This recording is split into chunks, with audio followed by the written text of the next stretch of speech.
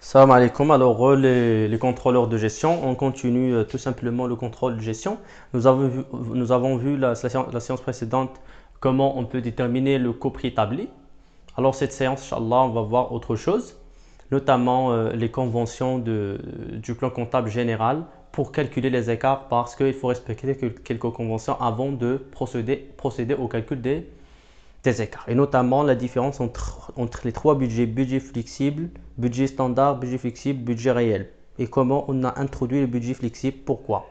Donc, le coût préétabli, c'est un objectif. C'est un objectif de coût.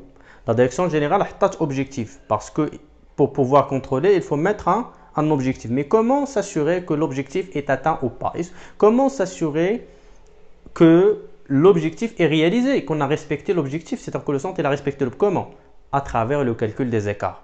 Il faut calculer simplement l'écart et vous allez trouver la réponse. Est-ce que le centre a respecté l'objectif ou pas? C'est bon? Donc, ça c'est clair dans ce point. Et puis, le calcul des écarts. Avant de procéder au calcul des écarts, il faut au préalable respecter quelques conventions. Donc, le plan comptable général, Jacques Kellek, avant de calculer les écarts, c'est respecter quelques principes, quelques conventions, quelques règles. Avant de calculer des écarts, c'est ça les principes, les conventions. Quels sont les principes? La première convention, c'est de respecter, c'est une convention de signe. Alors, convention de signe. C'est quoi la convention de signe? C'est-à-dire que le plan comptable général, le calcul de l'écart, il doit se faire dans le sens coût réel moins coût préétabli. Donc, il faut calculer l'écart dans le sens coût réel moins préétabli. C'est-à-dire les réalisations moins les prévisions. ماشي دير لي العكس ما تجيش شي entreprise وتحسب coût préétabli moins coût réel. Le signe va changer, la lecture va changer. Donc, pour le plan comptable général, ce n'est pas valable. Pourquoi? Pourquoi on adopte ça pour que ماشي كل entreprise dire les bras? Non, tout le monde, c'est-à-dire toutes les entreprises, pour qu'on puisse parler le même langage, on va procéder de cette façon. كل شيء يحسب de la même manière. ماشي واحد يحسبها هكا وواحد يحسبها هكا. C'est bon? Donc, parce que si on fait par exemple, parce que le signe, il a donc son impact. Si je suppose par exemple l'écart sur matière première, la consommation de la matière première, le coût réel moins coût préétabli, donc toujours réalisation moins prévision. Et le coût réel, si je suppose 10, 8 par exemple, alors 10 moins 8, c'est 2, c'est-à-dire plus 2. Alors, j'ai prévu de consommer 8 kg de matière première. Si je suppose donc les kilogrammes de matière première. J'ai prévu de consommer 8 kg de matière première. Mais combien j'ai consommé? 10. J'ai consommé plus. انت بغيت كونسومي 8 ديال الحبات مثلا د المطيشه كونسوميتي 10 يعني tu n'as pas bon économisé. Il n'y a pas une économie. ما كاينش اقتصاد هنايا في la consommation des ressources. Est-ce que c'est une bonne chose? Non, c'est une mauvaise chose. Donc, il va impacter négativement la performance de l'entreprise. L'écart, il impacte négativement la performance de l'entreprise. Ce n'est pas bon et donc l'écart, il est défavorable. Pourquoi? Parce qu'il traduit une mauvaise économie et donc c'est défavorable. Hein, c'est défavorable. Donc, il traduit la performance de l'entreprise défavorablement. Donc, si dans l'autre côté, l'écart sur chiffre d'affaires ou bien écart sur marge. Donc, chiffre d'affaires toujours réellement prévisionnel. Donc, chiffre d'affaires prévisionnel. Je suppose même chiffre, donc 10 moins 8, tu as plus 2. N'est-ce pas? Plus 2. Alors, le chiffre d'affaires réel, c'est-à-dire que les prévisions, tu as دخل 8 درهم, تبيع 8 درهم. شحال بعتي 10 درهم. C'est une bonne chose ou une mauvaise chose? C'est une bonne chose. دخلتي الفلوس كثر. انت متوقعتي غير 8 دراهم ربي عطاك 10 دراهم. اللهم بارك. غادي donc plus 2. Donc c'est une bonne chose. C'est une bonne chose, c'est-à-dire quoi? C'est-à-dire qu'il améliore la performance de l'entreprise et donc l'impact sur la performance de l'entreprise, c'est un impact positive. Donc, il impacte positivement la performance de l'entreprise. Puisqu'il impacte positivement la performance de l'entreprise, et donc il est favorable. Il est jugé comme favorable. Favorable parce que elle est dans le sens de favorable parce que tout simplement il améliore la performance et donc c'est une bonne chose. Donc voilà donc le pouvoir de signe. Alors plus parfois elle est défavorable, parfois elle est favorable. C'est la raison pour laquelle ما تبقاش تشوف le signe وتبقى تقول واش favorable ou défavorable. Non, il faut travailler intelligemment, c'est-à-dire savoir tout simplement la performance de l'écart. شوف l'écart فين يخرج لك, شوف la performance ديالو. Est-ce qu'il améliore la performance? Il détériore la performance. S'il améliore la performance, c'est-à-dire un impact positif et donc favorable. S'il détériore la performance et donc un impact négatif à la performance d'entreprise et donc défavorable. C'est très simple. Donc ça c'est la première convention qu'on doit respecter. Hein? C'est-à-dire que toutes les entreprises doivent respecter. Donc, la convention Tania, c'est-à-dire que le plan comptable ici, le plan comptable général, et suggère la distinction, de bien distinguer et faire la différence entre une activité et une production. Activité et production. Donc, faire la différence entre les deux. Donc, il faut mélanger les deux. Donc, production. Alors, c'est quoi la différence? Donc, déjà, production, elle est mesurée en nombre de produits fabriqués. La production, elle est mesurée en nombre de produits fabriqués. C'est-à-dire, l'entreprise va fabriquer 1000 produits, 200 produits, 3000 produits, 5000 produits. Donc, elle est mesurée en nombre de produits fabriqués. Mais l'activité, elle est mesurée en nombre d'unités d'œuvre. Lorsque je dis l'unité d'œuvre, c'est l'activité, donc le nombre d'unités d'œuvre, je suis dans la séance précédente. Donc, le nombre d'unités d'œuvre, maintenant, le centre approvisionnement, 1000 kg. Quand il y a 1000 kg, je consomme 1000 kg le centre approvisionnement. Donc 1000 kg de matière première, c'est l'activité et donc c'est le nombre d'unités d'œuvre. Le nombre, c'est 1000 kg de matière première. Donc, il y a des mesures en nombre d'unités d'œuvre, il y a des mesures en nombre de produits fabriqués. La production, elle concerne toute l'entreprise. La production, elle concerne toute l'entreprise, mais l'activité, elle concerne un seul centre. Elle concerne un centre dans l'entreprise, mais elle concerne toute l'entreprise. Lorsque je vais produire 2000, c'est-à-dire que tout le monde est censé de produire 2000. Tous les centres ils vont participer à la production. Mais lorsque je dis activité, lorsque je dis 1000 kg de matière première, donc ce qui est concerné de la matière première, le centre approvisionnement. Les autres centres ne sont pas concernés par la matière première. Donc, lorsque je dis l'achat de la matière première, donc c'est le centre approvisionnement. Donc, l'activité, elle est liée à un centre, mais la production, elle est liée à toute l'entreprise. Troisièmement, c'est que la production, parmi les différences, la production, c'est une donnée à communiquer. Donc, la facture, voilà, شحال شريتي من article, كل article الثمن ديالها. وفي التالي كيكتب لك شريتي 30 articles, 200 articles, 300 شحال من articles. Donc, c'est une information communique. Voilà combien de produits tu as acheté. Mais l'activité, ما غاديش يقول لك voilà شحال طاح عليا le produit. Voilà شحال شريتي وشحال طاح عليا. Non, c'est un secret de la cuisine et donc l'activité ما عمرك غتلقاها في la facture. Donc, c'est un secret de la cuisine. هذاك السر ديال المهنة تيبقى عند l'entreprise. Donc, il n'est pas communiqué dans la facture. Il n'est pas communiqué au tiers. Donc, une seule production et plusieurs activités. Donc, une seule production et plusieurs. Donc, la différence entre les deux, donc, ou bien le rapport entre les deux, activité et production, il va nous conduire au calcul de rendement. Le rendement. Donc, le rendement, c'est le rapport tout simplement, c'est le rapport entre activité sur production ou bien production sur activité. Rare la lecture qui va changer. C'est la même chose. Je vous donne un exemple. Alors, je suppose tout simplement une activité de 1000. Je suppose un atelier, un centre de production, atelier. Et l'atelier, il consomme normalement, son activité est de 1000 heures. Il consomme 1000 heures. 1000 heures pour une production pour produire combien de produits finis? Je suppose 2000. Suppose 2000. On va dire produit 2000 produits. Il va utiliser 1000 heures machine. 1000 heures machine. Donc, le premier rendement, donc la première façon, c'est l'activité sur la production. Et donc, l'activité sur la production, donc l'activité c'est 1000 sur 1000 sur 2000. شحال تخرج لك 1 sur 2. تخرج لك 1000 sur 2000, 1 sur 2. C'est-à-dire quoi? c'est-à-dire tout simplement 1 sur 2 heures, 1 sur 2 heures par produit, c'est-à-dire il y a 1 sur 2 heures par produit, c'est-à-dire que chaque produit, pour produire un seul produit, il nous faut 0,5 heures, c'est-à-dire 30 minutes. Pour produire un seul produit sec, 30 minutes. C'est la première lecture. Je vous la deuxième lecture. Le rendement, c'est la production sur l'activité, c'est-à-dire 2000 sur voilà, donc 2000 sur 1000, donc c'est 2. C'est-à-dire quoi? C'est-à-dire 2 produits par heure. C'est-à-dire une heure ne suffit de produire 2 produits. Il y a une heure قادرين نصوبوا فيها جوج les produits. Sur chaque heure, l'entreprise ou le centre il est capable de sortir 2 produits finis.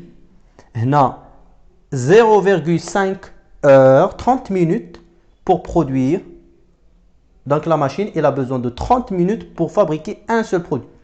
هنا 2 produits par heure. 2 produits par heure. Donc la lecture qui change. Mais le raisonnement c'est le même. Donc ça c'est tout simplement le rendement. Donc le rendement c'est le rapport entre l'activité et la production, et il faut tout simplement distinguer entre une activité et la production, parce que ce n'est pas la même chose. Hein, ce n'est pas la même chose.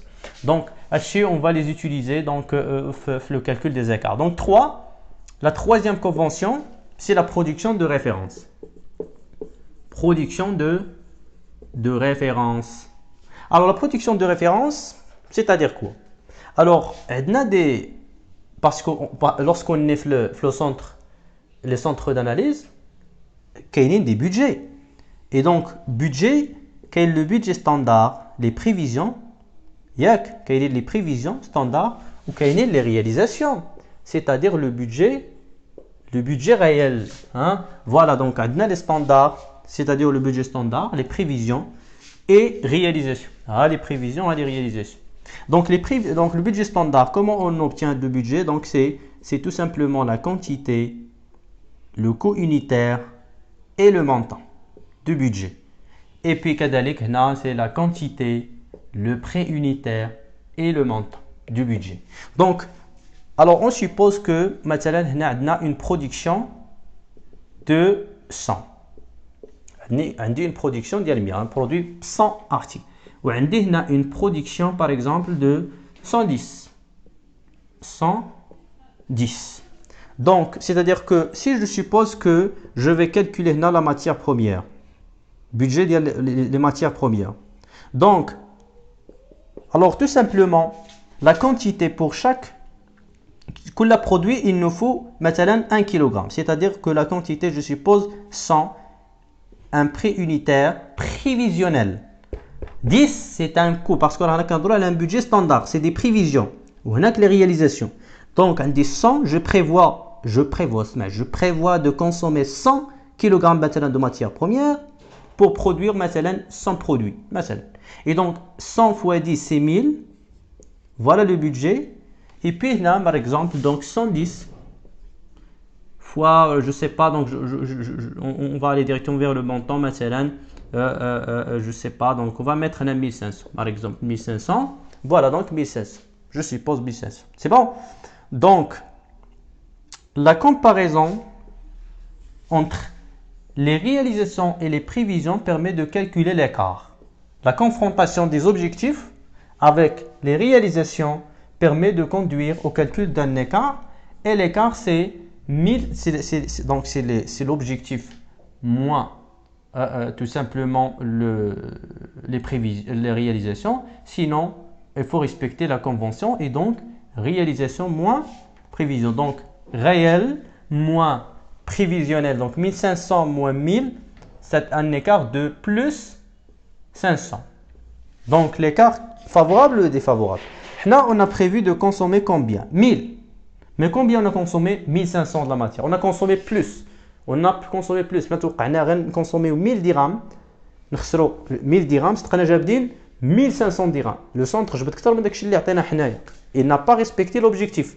L'objectif, c'est 1000, mais ouais, il a dépassé l'objectif. Il a dépassé l'objectif de 500 dirhams.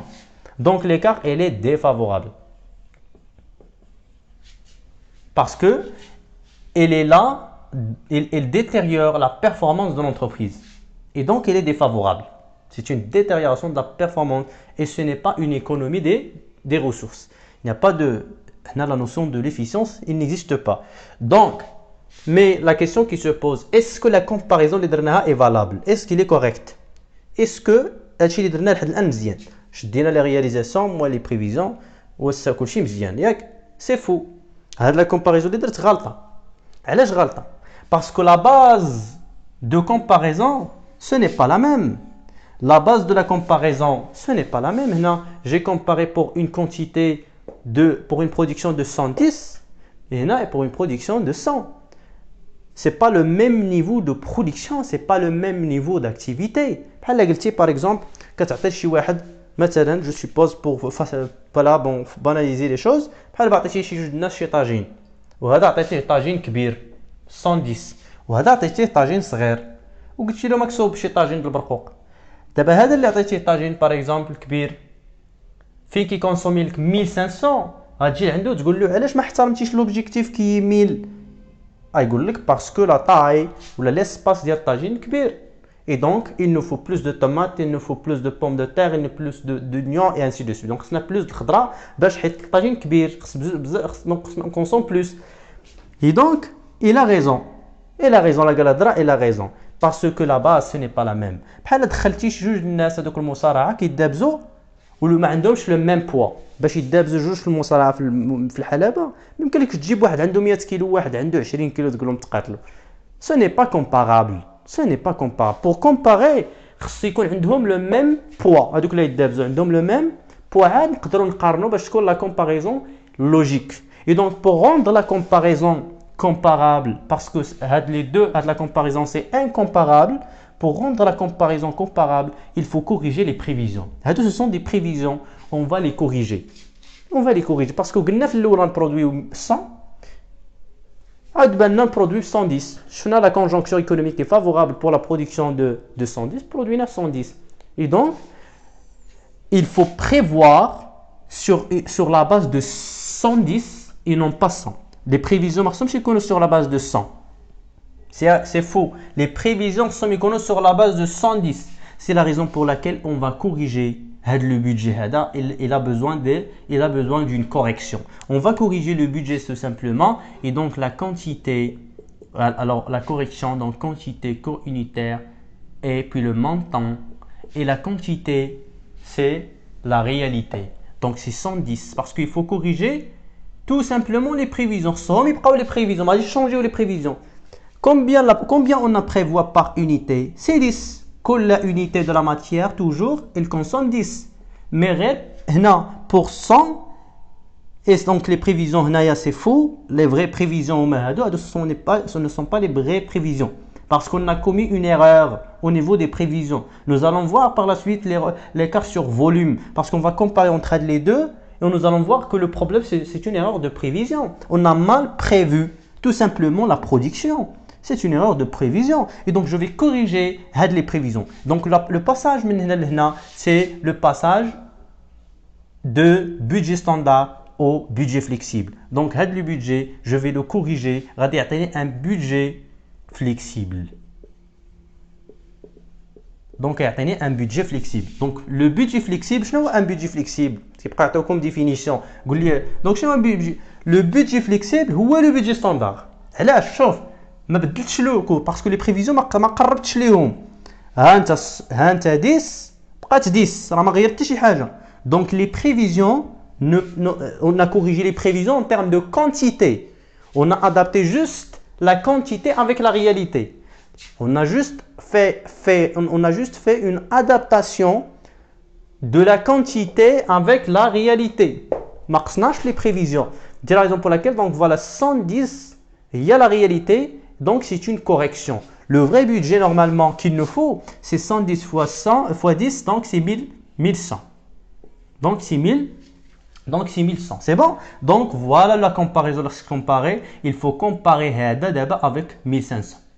Il faut comparer les deux. Donc, il faut comparer les deux. Et donc, 1500 moins 1100, il va nous dégager un écart de 400 et non pas de 500. L'écart, le vrai écart, c'est 400 et non pas 500. Le vrai écart, voilà, c'est 1500 moins 1100 et donc c'est 400. Parce qu'on a donc tout simplement le budget flexible, c'est un budget standard, mais adapté avec la réalité, adapté avec le niveau d'activité réel, la production réelle. Donc, le budget flexible, c'est un budget standard adapté à la production réelle, adapté avec la production. Donc, le problème, c'est quoi le problème? Le passage, c'est quoi le problème? Le problème, c'est un problème de quantité. Le problème, c'est un problème de quantité, de volume et non pas de valeur. Et non pas de valeur. Le passage de budget standard au budget flexible, ce n'est pas un problème de valeur parce que les prévisions restent les mêmes, mais un problème de quantité. C'est-à-dire les prévisionnistes, ils ont commis une erreur de prévision. Donc, on a adapté les prévisions avec la réalisation. Donc, le budget flexible, c'est un budget standard qui s'adapte avec la production réelle. Donc, HADA, c'est un budget qui s'adapte. Et donc, le budget flexible, il nous permet tout simplement de calculer le budget pour plusieurs niveaux d'activité. Nous allons voir en détail ça, mais voilà, c'est ça ce que ça veut dire. HAD, la troisième convention, la production de référence. Et donc, la production de référence, c'est le budget flexible et non pas le budget standard.